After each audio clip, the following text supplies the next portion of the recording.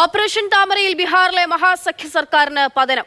മുഖ്യമന്ത്രി നിതീഷ് കുമാർ രാജ്ഭവനിലെത്തി ഗവർണർക്ക് രാജിക്കത്ത് കൈമാറി. വൈകിട്ട് 5 മണിക്ക് NDA JDU സഖ്യ സർക്കാരിന്റെ മുഖ്യമന്ത്രിയായി നിതീഷ് കുമാർ സത്യപ്രതിജ്ഞ ചെയ്യും. BJP ദേശീയ അധ്യക്ഷൻ JP നദ്ദ അല്പസമയത്തിനകം പട്നയിലെത്തും. രാജി പ്രതീക്ഷിച്ചതെന്ന് കോൺഗ്രസ് അധ്യക്ഷൻ മല്ലികാർജ്ജുൻ ഖാർഗെ പ്രതികരിച്ചു. ഇന്ത്യ സഖ്യം തന്റെ പ്രതീക്ഷ കാത്തില്ലെന്ന് രാജിക്ക് ശേഷം നിതീഷിന്റെ കുറ്റപ്പെടുത്തൽ.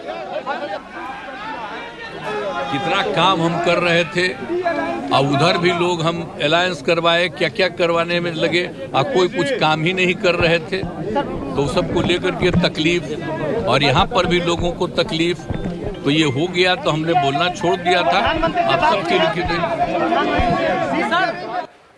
അനൂപ് ദാസ് ഡൽഹിയിൽ നിന്ന് വിവരങ്ങളുമായി. അനൂപ്, മറ്റൊരു നാടകം അതിന്റെ പരിസമാപ്തിയിലേക്ക് എത്തുകയാണ്. ഇതിപ്പോൾ സത്യപ്രതിജ്ഞയ്ക്കുള്ള ഒരുക്കങ്ങളൊക്കെ പൂർണ്ണമായോ? ആരൊക്കെയാണ് നിതീഷിനെ കൂടാതെ ഇന്ന് സത്യപ്രതിജ്ഞ ചെയ്യുന്നത്?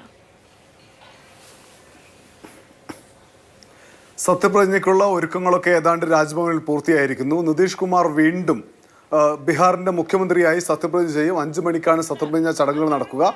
പ്രധാനമായി പങ്കെടുക്കുന്ന ഒരു നേതാവ് BJPയുടെ ദേശീയ അധ്യക്ഷൻ JP നഡ്ഡയാണ്. നഡ്ഡ പട്നയിലേക്ക് തിരിച്ചിട്ടുണ്ട്. അദ്ദേഹം അല്പസമയത്തിനകം പട്നയിലെത്തും. നിതീഷിനെ കൂടാതെ സാമ്രാജ് ചൗധരി BJPയിൽ നിന്ന്, വിജയ് സിൻഹ BJPയിൽ നിന്ന്, ഇവർ രണ്ടുപേരും ഉപമുഖ്യമന്ത്രിയാകും എന്നാണ് നമുക്ക് ലഭിക്കുന്ന വിവരം.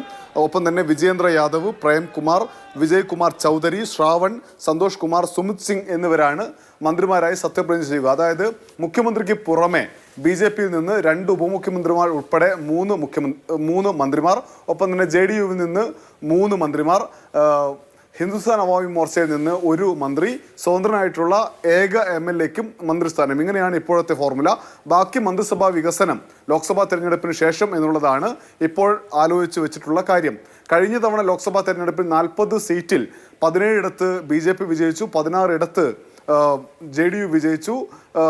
ബാക്കി NDA സഖ്യകക്ഷി തന്നെ 6 സീറ്റുകൾ വിജയിക്കുന്ന സാഹചര്യം ഉണ്ടായിരുന്നു. ഇത്തവണയും സമാനമായൊരു വിജയം നേടിയെടുക്കുന്നതിന് വേണ്ടിയുള്ള ഒരു പെട്ടെന്നുള്ള നീക്കമായിരുന്നു BJP നടത്തിയത്.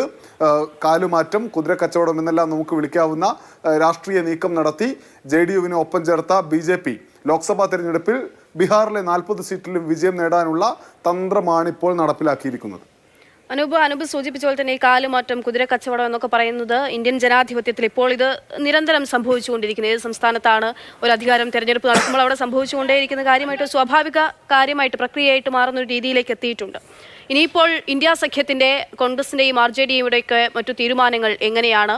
അവർ ഏതു തരത്തിൽ മുന്നോട്ട് പോകാനാണ് തീരുമാനിക്കുന്നത്? ചർച്ചകൾ, യോഗങ്ങളൊക്കെ എങ്ങനെയാണ്?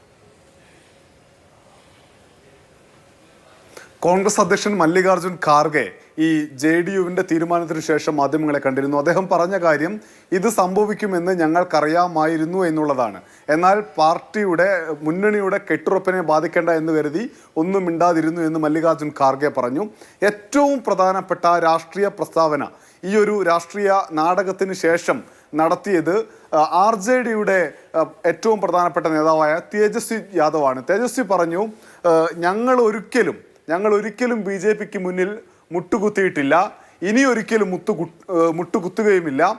ലാലു പ്രസാദ് യാദവും തേജസ്വി യാദവും ഒരിക്കലും BJPക്കൊപ്പം പോകില്ല.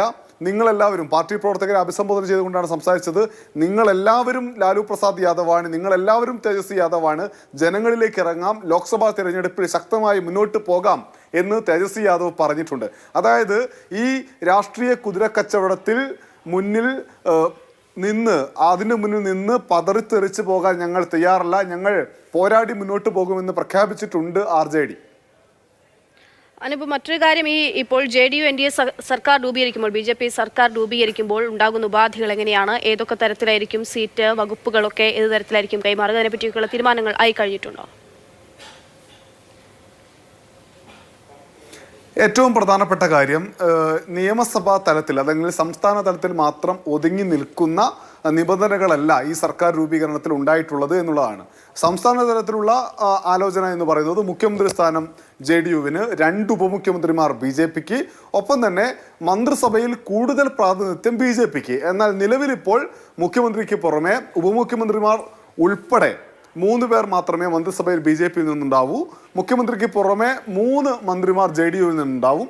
എന്നാൽ മന്ത്രിസഭ വികസിപ്പിക്കുമ്പോൾ കൂടുതൽ മന്ത്രിമാർ ലഭിക്കുക BJPക്കാണ്. ഒപ്പം തന്നെ പ്രധാനപ്പെട്ട വകുപ്പുകളും BJP നേതാക്കൾക്ക് തന്നെയാണ് ലഭിക്കുക. അതിനപ്പുറത്തേക്ക് ലോക്സഭാ തെരഞ്ഞെടുപ്പിലെ സീറ്റ് വിഭജനം സംബന്ധിച്ചാണ് പ്രധാനപ്പെട്ട ചില ആലോചനകൾ ഇരു പാർട്ടികളും തമ്മിൽ നടന്നിട്ടുള്ളത്. കഴിഞ്ഞ തവണത്തേതുപോലെ തന്നെ ഇരു പാർട്ടികളും സമാനമായ സീറ്റുകളിൽ മത്സരിക്കുക എന്നതാണ് ഉരുത്തിരിഞ്ഞു വന്നിട്ടുള്ള ധാരണ എന്നാണ് മനസ്സിലാക്കാൻ കഴിയുന്നത്. കഴിഞ്ഞ നിയമസഭാ തെരഞ്ഞെടുപ്പിൽ രാംവിലാസ് പാസ്വാൻ നേതാവായിരുന്ന അദ്ദേഹത്തിന്റെ പാർട്ടിയായിരുന്ന ലോക് ജനശക്തി പാർട്ടി LJP രാംവിലാസ് പാസ്വാന്റെ മകൻ ചിരാഗ് പാസ്വാനാണ് ഇപ്പോൾ ആ പാർട്ടിയെ നയിക്കുന്നത്. നേരത്തെ ആ പാർട്ടി പിളർന്നു പോകുന്ന കാഴ്ചയും ഉണ്ടായിരുന്നു. നിയമസഭാ തെരഞ്ഞെടുപ്പിൽ ഒറ്റയ്ക്ക് മത്സരിച്ച ആ പാർട്ടിക്ക് 5.44% വോട്ടാണ് ലഭിച്ചത്. ദളിതരുടെ പാർട്ടിയാണത്. ദളിതർ വലിയ വിശ്വാസം അർപ്പിക്കുന്ന പാർട്ടിയാണത്. കഴിഞ്ഞ നിയമസഭാ തെരഞ്ഞെടുപ്പിൽ ആ വോട്ടുകൾ NDA സഖ്യത്തിൽ നിന്ന് വിട്ടുനിന്നതായിരുന്നു.